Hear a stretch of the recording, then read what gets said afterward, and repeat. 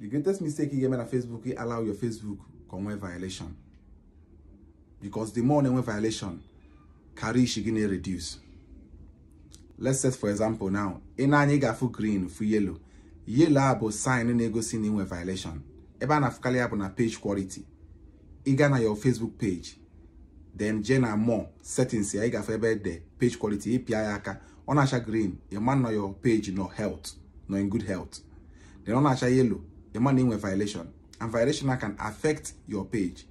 And when they were 1 million followers now, man, I post to something, they need 1 million other fear because he will go health issue na their page. If you have health issue, it reduces your reach on Facebook. So that is why it's very important for you to avoid anything making a violation, both your page and your Facebook profile. If you can put a name Jacqueline, man Jacqueline in the comments there, I will kill you. Jacqueline, robot Facebook, I'm on Jacqueline. You're for your abonia, name your mother threat because they will go hate speech and there's some policy privacy. The Jelofa, Haja alone, the Nigeria all easy. So you don't uzubo hatag ya robot of konali attack ya violation. Ya nini neje na your Facebook health ejano. Ogane go see condition Facebook okay na ano.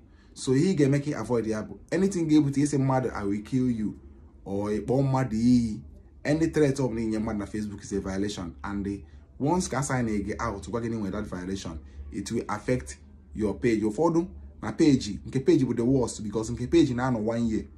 Throughout that 1 year or no, organize reduce reach.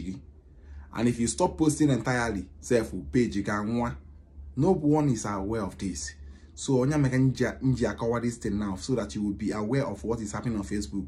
Facebook will health. Enwe green, enwe yellow, enwe red. Violations ige enwe or borrow worst enwe community standard, nudity.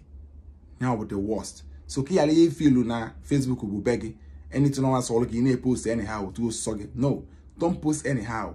If you post to you mali in a post. If you can post over one water and make violation. More post to any boyke. Okay, I can't make violation. That will now affect your Facebook page and the Facebook profile again. So you gotta be very, very careful. Man in a post. In a page, everyone and also make you post to one you make or a file like you followers of ma. You brought the worst by a tag violation, then it will affect your page. So for your page to stay in good health, is stay clear from anything nudity online, more insult, anyhow, then another thing you get mail on but it's gonna content in mother. It's gonna content in mother. It's gonna content in mother. Only gives you video mother. Malta say I follow message video, just zulu the video, Zulia, you post on a page, you will grow your page. And with free videos, so like video don't just in a day magazine. And some comedies here be where only again. Man, some of these movies don't try it. I'm gonna watch a movie model. Oh my god, the movie ya. Oh wow, where that where forget me use movie ya. Ioge megable. Or you report or yana intellectual property. And the anwa we report to side Facebook and mark violation. I mark violation. Okay, I can go for that moment till after 1 year. 1 year. So you not no 1 year. He do a man has leak. If therefore under probability self na Facebook wiki allow will move away because I've chatted them on several occasions. When such violation, our comedy video can me there. This guy, if not me, I will kill this guy. Hataga violation or mbenji shati afa kogide ko ana hekwele move man was in ka hale move volume if you get now so obolo han check hale move in chat afa so you got to be very, very, very, very careful ni ho in a post both na your profile and your page killing with such violation we na village people na yegin so na obolo me sometimes ona dey ko ge magogi post to be post to eju onwe ya aju village people are lapotage Inje nyega update now okay man na Facebook in on your health. So for you not to be affected, you have to go by the community standard. We don't know anything about policy privacy, community standard. Man ya need na Facebook. Here might be open Facebook.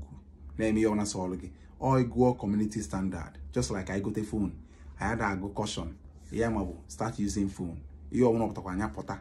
So stop posting anything that will violate policy or get making where violation na your Facebook, so that it won't reduce your reach. And when then attack for today, and some of my friends say go victims of it today. So I don't want you to be a victim or any of your friends to be a victim. OMNG made this video. Then I'm now begging you to share to others so that they won't have this violation on their Facebook page or on their profile. So chugu kozielu munu onu dalo.